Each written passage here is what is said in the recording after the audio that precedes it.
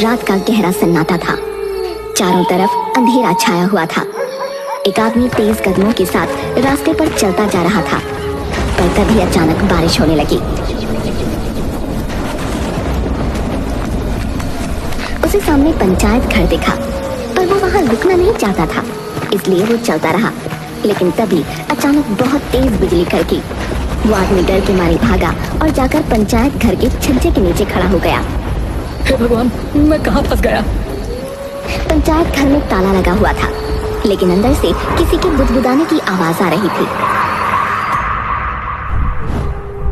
लेकिन अंधेरे में दिखना मुश्किल था। उसने मोबाइल निकाला और फ्लैश लाइट जलाई।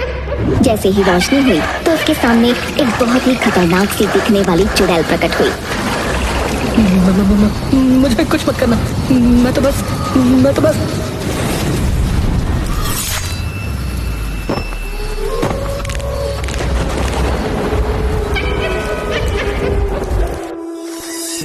मालगंज नाम के गांव में एक पंचायत घर था, जहां विवेक सचिव की पोस्ट संभालने आ रहा था।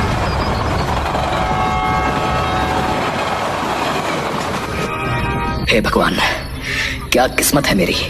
मुझे गांव बिल्कुल पसंद नहीं है और गांव में ही आकर रुका हूं। क्या करूं? नौकरी है तो करनी ही पड़ेगी, लेकिन पहला मौका मिलते ही मैं यहां से भाग जाऊंगा, बता रहा हूं।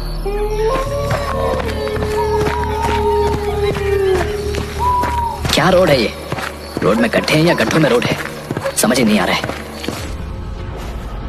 तुम नए सचिव हो ना? मरोगे, तुम भी मरोगे।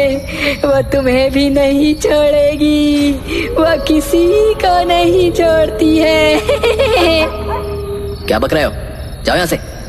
भाग जाओ, अपनी जान प्यारी है तो यहाँ से भाग जाओ। फिलहाल तू भाग जा यहाँ से, वरना मार मार के तेरा सिर फोड़ दूंगा, मैं बता रहा हूँ।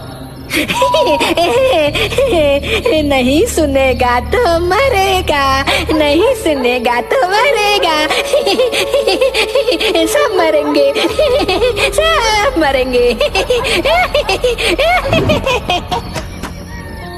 विवेक उस पागल आदमी से पीछा छुड़ाकर पंचायत घर पहुंचता है। अरे सर, आप आ गए? आइए आइए, मैं बहुत समय से आपका इंतजार कर रहा था। हाँ ठीक है, पंचायत घर का दरवाजा खोलो। जैसे ही दरवाजा खुलता है तो एक बहुत बुरी बदबू आती है। ये इतनी बुरी बदबू किस चीज की है? पता नहीं सर, मेरी तो नाक में बस गई है ये बदबू, तो मुझे पता ही नहीं चलता है। लेकिन मुझे तो यहाँ रहना है। एक काम करना कि बाजार से बहुत सारे एयर फ्रेशनर ले आना। और प्रधान जी कहाँ है? वो आजकल बीमार रहते हैं, इसीलिए पंचायत घर नहीं आ पाते। विवेक को शक हो रहा था कि अभिषेक झूठ बोल रहा है। फिलहाल वो नाक बंद करके पंचायत घर के अंदर गया। उसे लग रहा था कि शायद कोई चूहा मरा पड़ा हो या कोई जानवर, लेकिन उसे कुछ नहीं दिखा।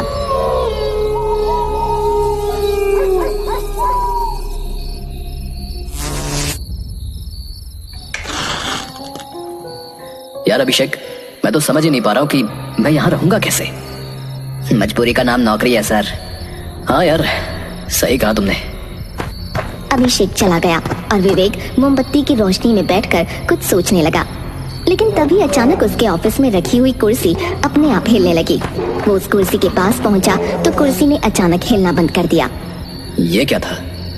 अगर ये हवा से हिल रही थी तो अचानक एकदम कैसे रुक गई? उसे कुछ समझ नहीं आता और वो उसी कुर्सी पर बैठ जाता है। लेकिन कुर्सी पर बैठने के अगले ही पल अचानक उसका पूरा शरीर पैरालाइज हो जाता है और वो देखता है कि पूरे पंचायत घर में खून भर रहा है। फर्श, दीवारें, छत, सब कुछ खून से लाल हो चुका है।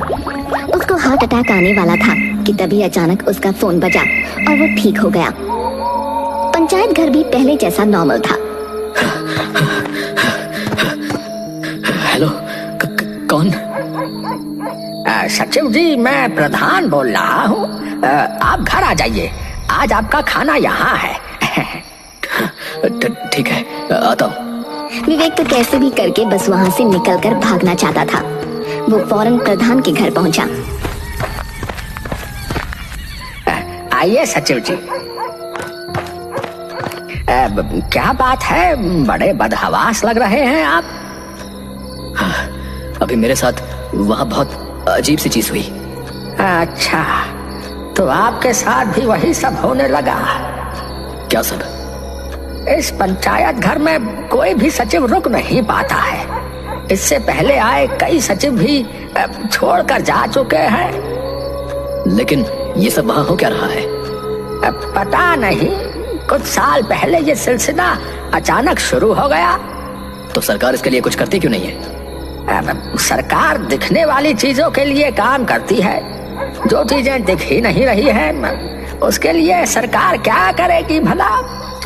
विवेक खाना खाकर वहां से निकल गया।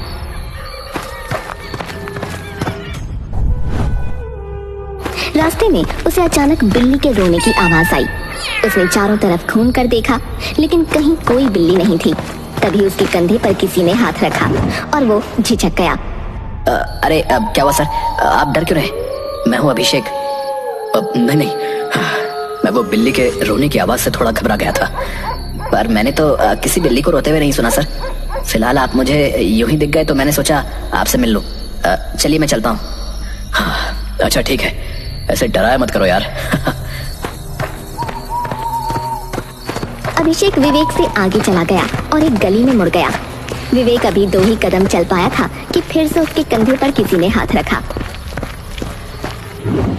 उसने मुड़कर देखा तो वो हैरान रह गया, क्योंकि वहां फिर से अभिषेक खड़ा था।